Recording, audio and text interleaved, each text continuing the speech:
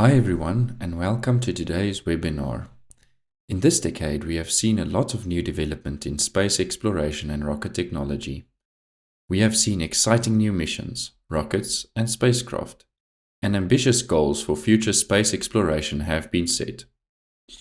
With private companies like SpaceX leading rocket technology development, a specific emphasis has been placed on reusability of rockets for more sustainable and economically viable space exploration.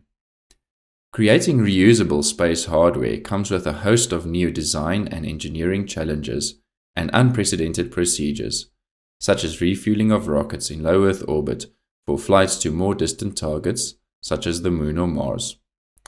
Designing equipment for procedures such as these can be complex and challenging, and often design and simulation software is required to simulate specific phenomena associated with these procedures. In this webinar, we will discuss simulation of one such case, using Flownex to model dynamic pressure fluctuations in fuel lines during an in-space propellant transfer operation. My name is Petrus Fourie, and I am a simulation design engineer at Flownex. I will be your host for today's webinar, together with my co-author Vincent Brits, who is a senior simulation design engineer here at Flownex. Vincent has consulted for Flownex on various spacecraft and rocket applications and has authored and presented several papers on the application of Flownex in the design of rocket and space equipment. Before I continue, I would like to explain the webinar interface and how to ask questions. You will see a questions tab on your right-hand side. Please feel free to type in a question at any point in the webinar, and we will answer all your questions at the end. On today's agenda, we will discuss the problem and background, look at the model that can be set up in Flownex to simulate the problem, and discuss the simulation process and scenario setups. We will then have a look at some results provided by the simulation, discuss their relevance and application, and look at where a similar simulation may be used in other applications. After summarizing, we will open the floor to any questions you may have about the content presented. As previously mentioned, current development of reusable rockets and plans for future missions beyond low Earth orbit usually require some form of in-flight fuel transfer. A good example of this is SpaceX's concept for manned Mars missions using Starship. Starship must be refueled in orbit after launch so that it has sufficient fuel for the trip to Mars.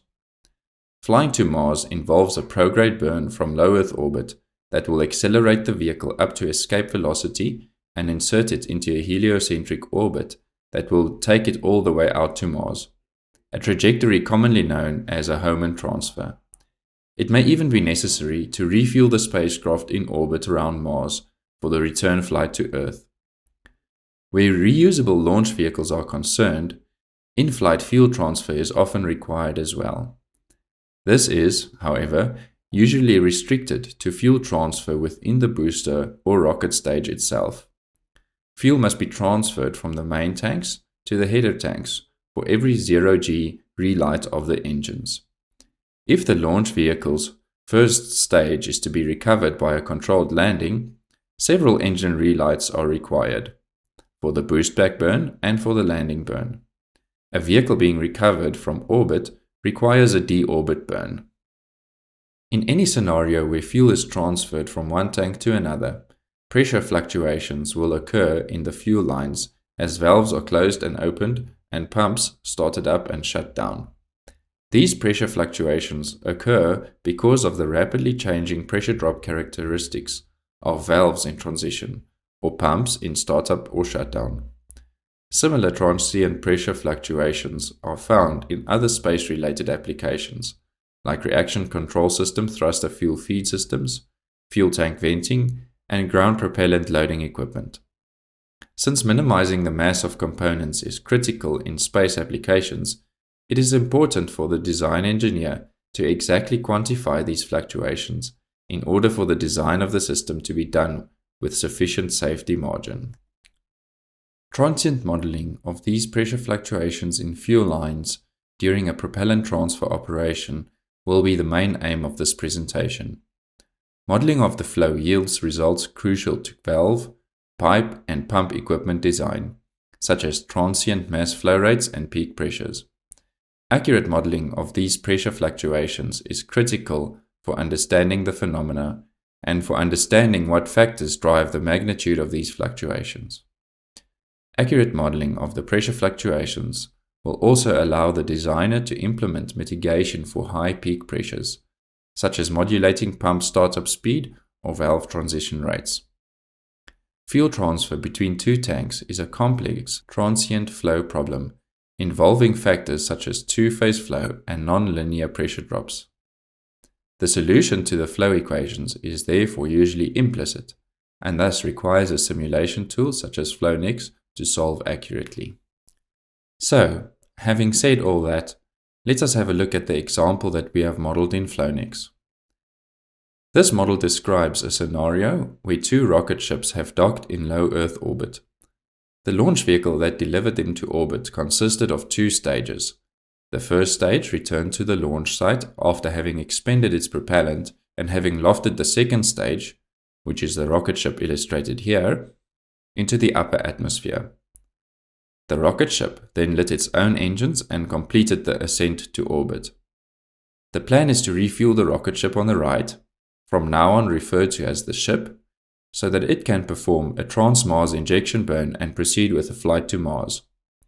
Several tanker rocket ships, from now on referred to as the tanker, are launched from Earth with a payload consisting solely of rocket propellant. The ship and the tanker then rendezvous in low Earth orbit, dock, and transfer the propellant from the tanker to the ship. Both fuel and oxidizer must be transferred in refueling operations such as these. However, since these systems are somewhat similar, only the oxidizer transfer has been modeled here. The oxidizer that was used is liquid oxygen, or LOX. In the zero-G environment of low Earth orbit, some force is required to settle the propellants in their respective tanks to ensure that the fuel transfer feed line inlet is always submerged. To accomplish this, the ships can be rotated on their central axis, creating centrifugal force that will cause the propellant to settle on the outer walls of the tanks. It is assumed that this method of creating artificial gravity is used in this scenario.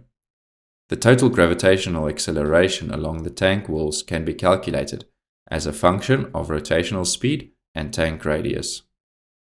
To calculate this acceleration, a script was constructed in Flownex that accepted the inputs for the rotation speed and tank diameter, then calculated the equivalent acceleration and wrote it as the input for gravity in the flow solver.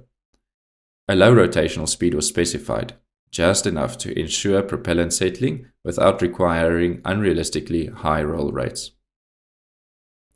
The model of the fuel transfer system is built in Flownex using a couple of two-phase tank components, some pipe components, a few valves, and a pump. Boundary conditions are used to define the initial conditions.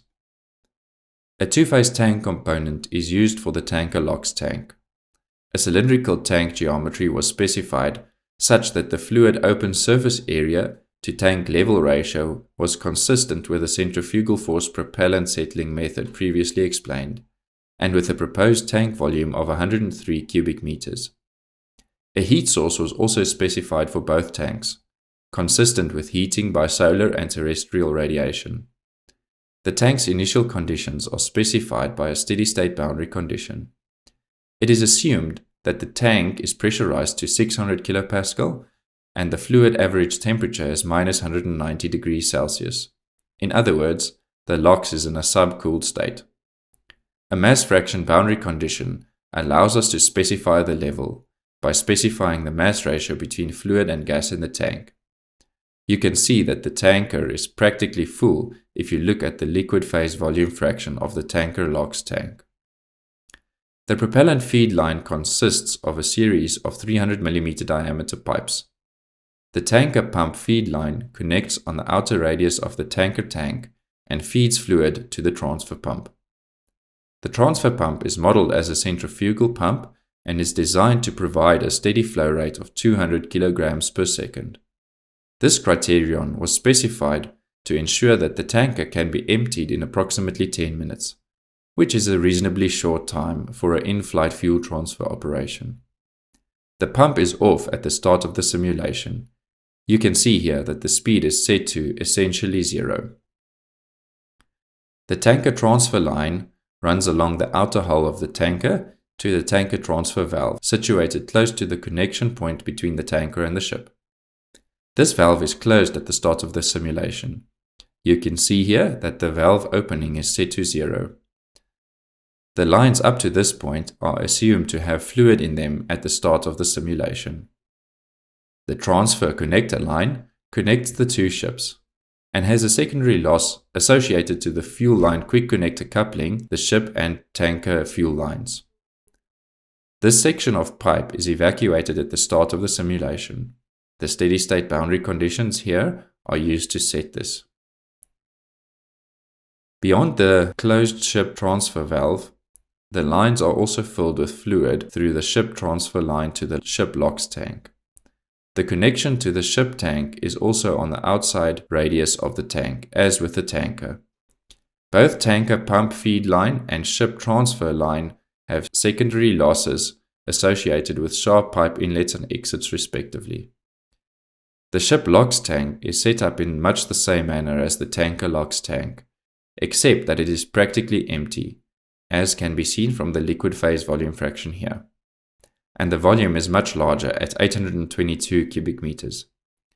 It is assumed to be at the same temperature and pressure as the tanker tank.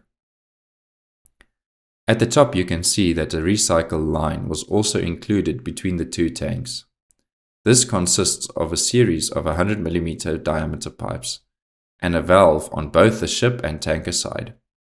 This line connects to each of the tanks on the center line, that is at the top of the tanks, as the ship rotation forces fluid to the outer radius of the tank. It functions as a pathway for the gas in the empty part of the tanks to move from the ship to the tanker, thus ensuring that the tanker pressures remain roughly equal during the fuel transfer. Now let us look at the scenario setup. The first scenario starts at the initial conditions previously described. In Flownex, actions are used to trigger events at certain points during a transient simulation. Between 5 and 10 seconds into the transient simulation, the tanker transfer valve will be opened at a constant rate. This is done in Flownex, as are all subsequent valve opening actions, by assigning the target valve opening and inputting the desired valve opening in a table, as you can see here. At the same time, the ship recycle valve will also open. 20 seconds later, the ship transfer valve and tanker recycle valve will be opened, also at a rate of 20% per second. Now the tanker and ship tanks are fully connected to each other.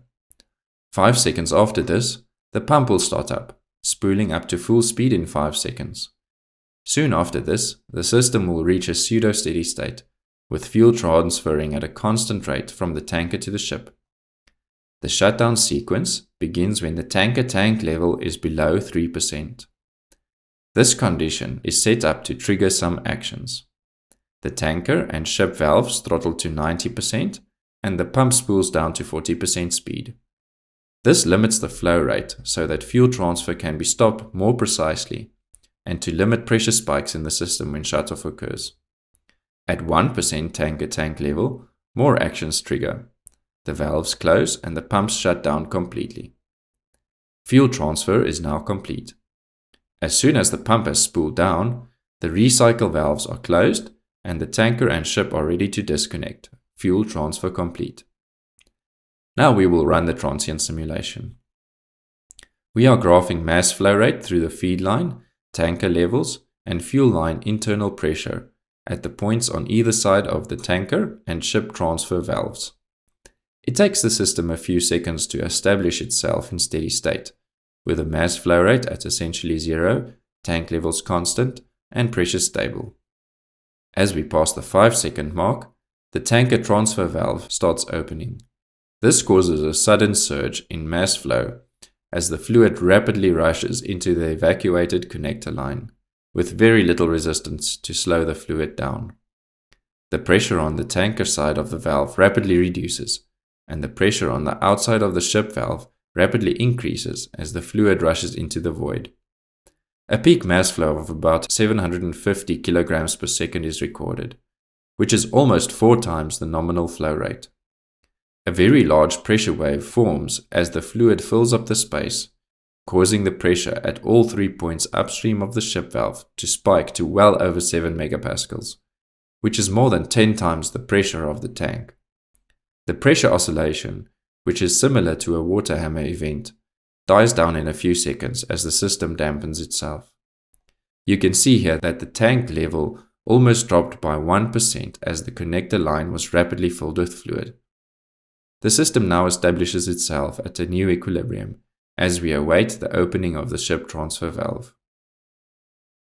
I have set the solver to solve as fast as possible, and you can see that, even with 10 millisecond solver time step size, the simulation speed is quite reasonable. This is quite a small time step size, but it yields more accurate simulation results in highly dynamic transient simulations such as this. An action has been configured to increase the time step size to 100 milliseconds once the simulation is in the pseudo-steady state with constant mass flow rate. Then, when the shutdown sequence commences, another action changes the time step size back to 10 milliseconds. The entire fuel transfer process, including startup and shutdown, takes about 11 minutes in the simulation, and it takes Flownex about 7 minutes of wall clock time to run through the whole simulation. That is quite a decent solving time. Here you can see, as we have passed the 25-second mark, the ship transfer valve has opened. You can see a small mass flow rate spike as the system equalizes once again. A small pressure oscillation is again observed, indicative of another pressure wave, as the fluid pressure differential equalizes itself along the entire length of the fuel feed line. After that, you can see that the pressure is essentially the same everywhere in the system. The system is now fully connected. You can see here all the valves are open. Here, at 30 seconds, you can see that as the pump starts spooling up, the mass flow rate is starting to increase. At the same time, you can see the tank level starting to drop and the ship tank level starting to rise. As we pass the 40-second mark, you can see that the system is approaching its pseudo-steady state, with the mass flow rate stabilizing near its target of 200 kilograms per second. The system will now continue like this, with the tank level constantly dropping and the ship tank level constantly rising, until the shutdown process is triggered at a tank level of 3%. This will happen around 10 minutes into the simulation, but we are not going to continue the simulation and wait until that happens. I have previously run the simulation and recorded the graphs, and at this point we will go back to the PowerPoint and look at them. Here you can see the mass flow rate graph of the startup sequence from the simulation that we have just run, as you have seen it in Flownex. The tanker valve opening, ship valve opening, pump startup, and pseudo-steady state conditions are annotated here as I have described them while we were running the simulation in Flownex. This is again the line internal pressure graph of the startup sequence from the simulation we have just run, with the various events I mentioned annotated. Here you can clearly see the large pressure wave that formed as the fluid rushed into the connector line after the tanker valve started opening, with its peak pressure of 7.6 megapascals. This is typically a key result that will drive design constraints like pipe strength specifications, valve specifications, etc., which are important to engineers designing these systems. The pseudo-steady state mass transfer that is reached after pump startup continues until the tank level drops below 3%. You can see here that a pretty steady level drop was maintained up to that point. At that point, the shutdown sequence commenced, with the valves closing to 90% and the pump throttling to 40%. The tank then slowly depletes to 1%, at which point the valves are closed and the pump shut down, leading to steady tank levels beyond that point.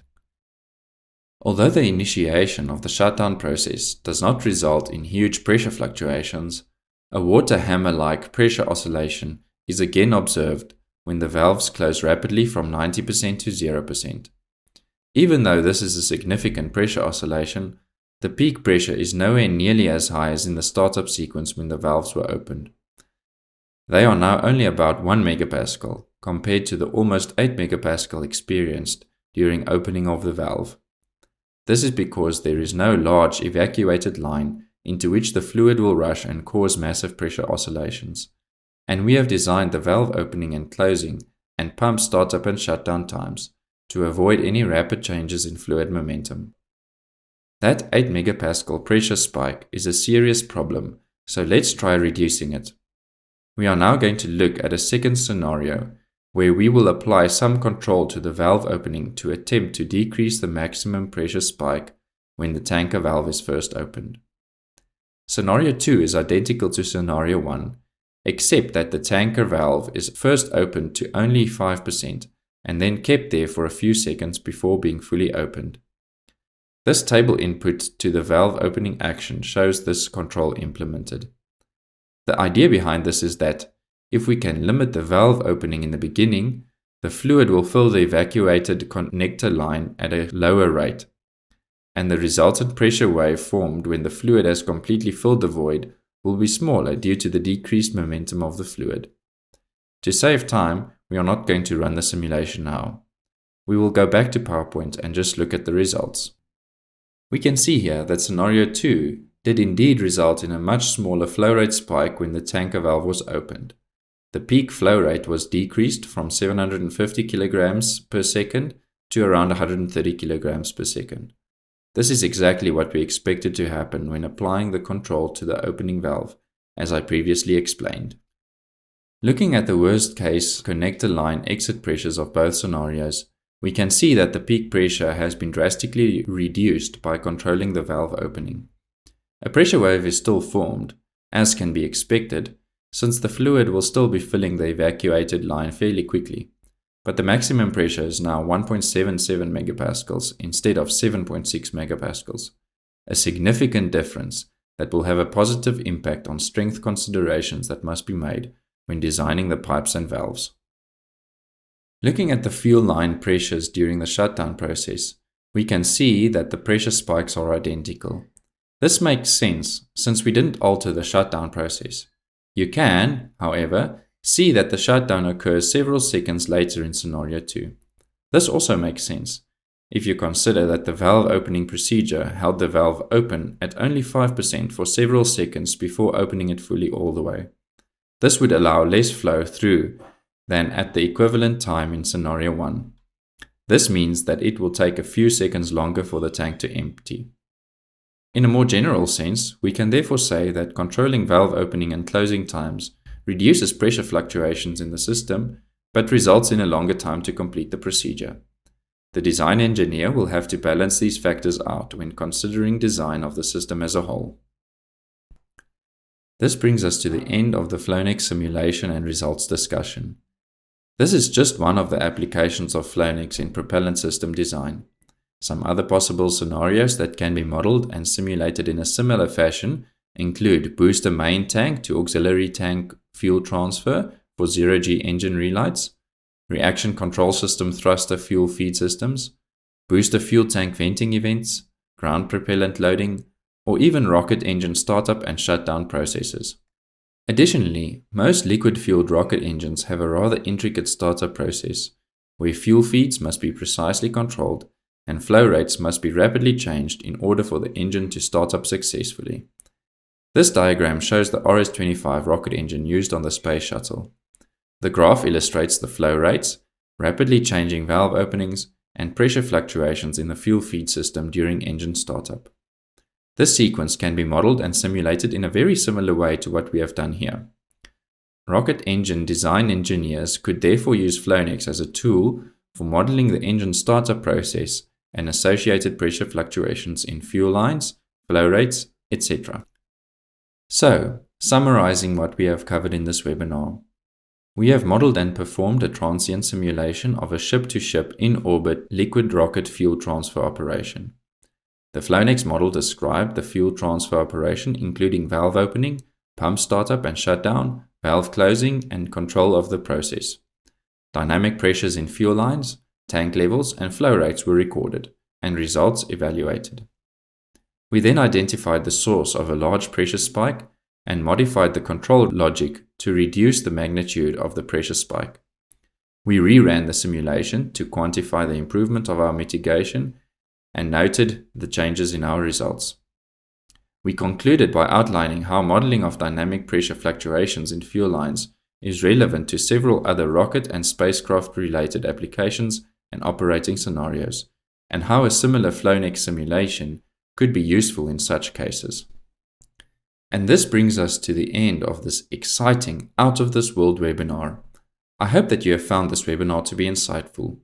We would really like to discuss this or any other applications in more detail with you. So if you have any questions, please feel free to ask them by typing them in the questions tab on the right-hand side. Also, if you like what you see and want to try the software, please reach out to us through our website or email us at sales@flownex.com.